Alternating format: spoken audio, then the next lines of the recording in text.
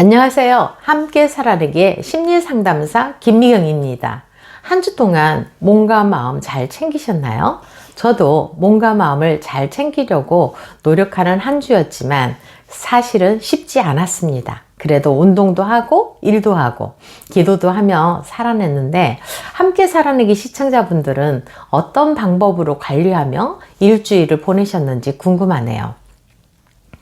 오늘 이야기는 나르시시스트들이 심각한 이기주의자들인데, 나르시시스트를 생각하면 저는 솔로몬 판결에 나오는 두 여인 중에서 나르시시스트 같은 한 여인이 생각나곤 한답니다. 다들 알고 계시는 이야기지만 제가 한 번 더 말씀드려 보겠습니다. 어떤 두 여인이 같은 날에 같은 집에서 아들을 출산을 했는데, 밤에 A라는 여인의 부주의로 아이가 숨지게 되었죠. A 여인은 B 여인이 낳은 아이를 그 밤에 몰래 죽은 아이와 바꾸치기 한 겁니다. 아침에 아이에게 젖을 주려고 일어난 B라는 여인은 자기 옆에 누운 아기가 죽은 것을 알고 소스라치게 놀라죠. 이내 자세히 보니 자신의 아이가 아니라는 것을 알게 되면서 A에게 살아있는 아들을 돌려주기를 바라나, A 여인은 계속 자기 아이라고 우기자 솔로몬에게 판결을 요구합니다. 살아있는 아들이 서로 자기 아들이라고 우기자 솔로몬은 칼을 가져오라고 하여서 산 아이를 둘로 나눠서 반은 A에게 반은 B에게 주겠다고 합니다. A라는 여인은 내 것도 되지 말고 B의 것도 되지 말도록 그 아이를 나누어 달라고 하지만, B 여인은 산 아이를 A 여인에게 주시고 아무쪼록 죽이지만 마소서라며 죽이지 말아달라고 자신이 포기하겠다고 울면서 애걸 합니다.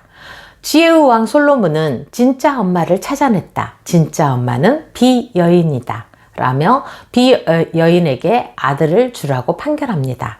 이 유명한 판결에서 보듯이 나르시시스트는 자식을 양육해야 하는 부모 입장임에도 자기 자신밖에 모르고 자식을 어떻게 하면 잘 양육할 수 있을까에 초점을 맞추기보다 자신만을 위하는 쪽을 선택하는, 자기만 맞춰달라고 떼를 쓰는 상황입니다. 그만큼 자기 중심적이며 공감하는 능력이 없고 다른 사람의 감정을 느끼지 못하니 대화다운 대화를 할 수가 없죠. 끊임없는 자기 위주의 생각으로 남을 판단하고 원하는 것을 타인과 공정하게 교류하는 것이 아니라 타인을 자기 뜻대로 조정해서 취합니다.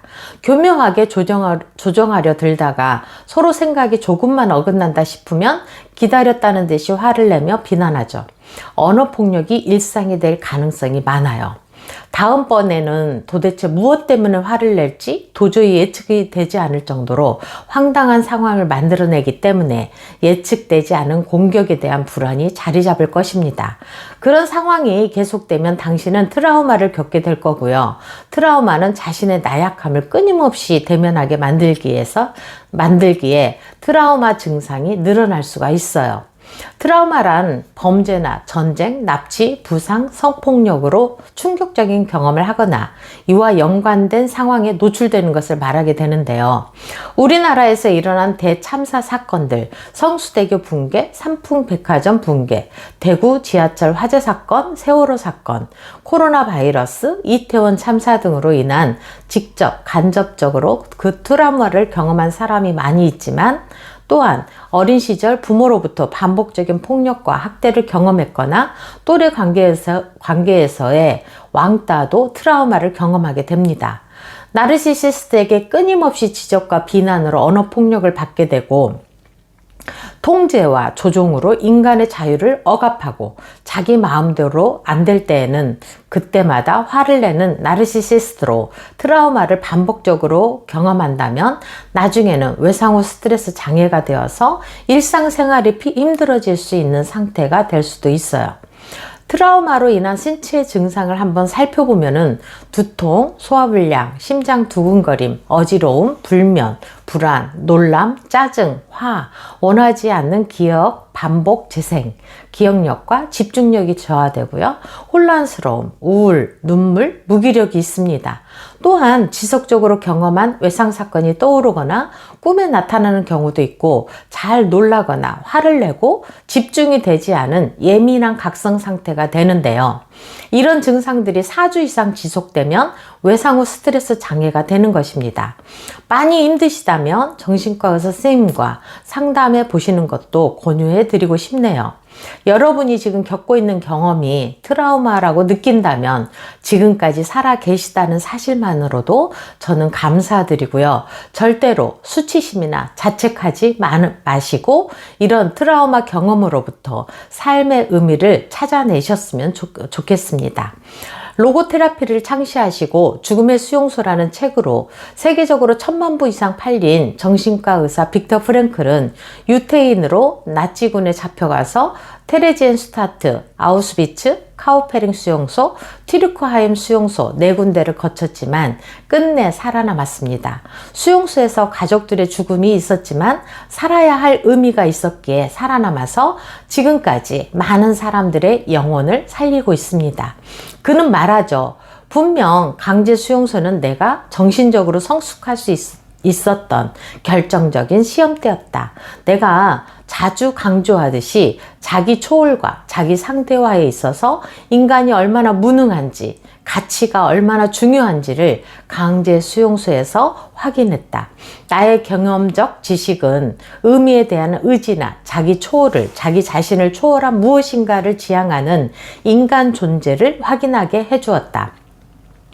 환경의 조건이 같더라도 미래를 지향하는 사람, 미래에 충족될 의미를 지향하는 사람은 반드시 살아남기 마련이다. 내가 끝내 살아남을 수 있었던 이유를 한 가지만 말하라고 한다면 잃어버린 온 거를 다시 쓰고야 말겠다는 의지가 있었기 때문이라고 그는 말합니다.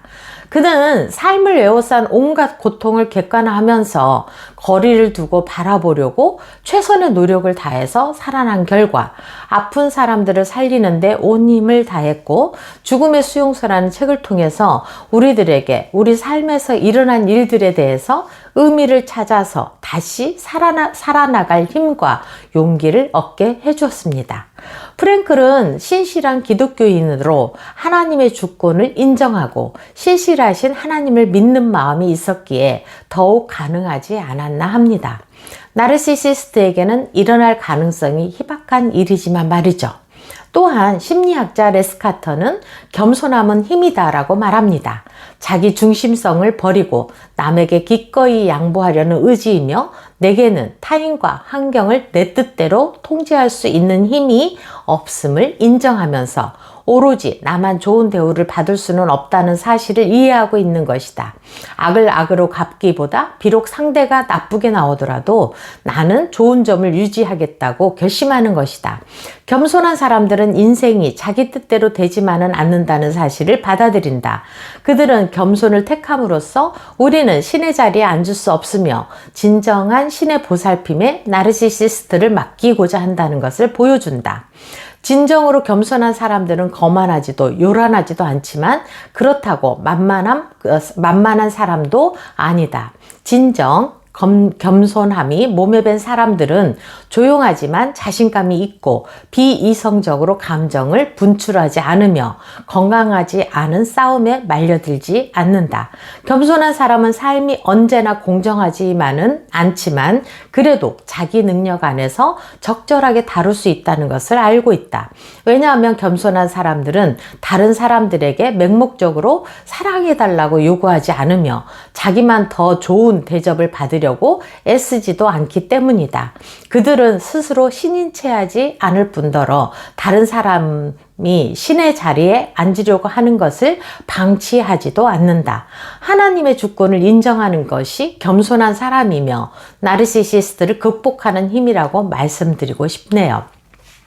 지금 나르시시스트로 인한 고통으로 트라우마를 겪고 계신 분들이 지금 제 영상을 보고 계시다면 지난주 영상에서 알려드린 나비 포옹법으로 자신을 토닥거려 주시고 근육 이완과 복식 호흡법을 통해서 몸과 마음을 잘 지키시라고 말씀드리며 시청해 주셔서 감사드리고요. 구독, 좋아요 눌러주시면 감사하겠습니다. 지금까지 함께 살아내기의 김미경이었습니다. 감사합니다.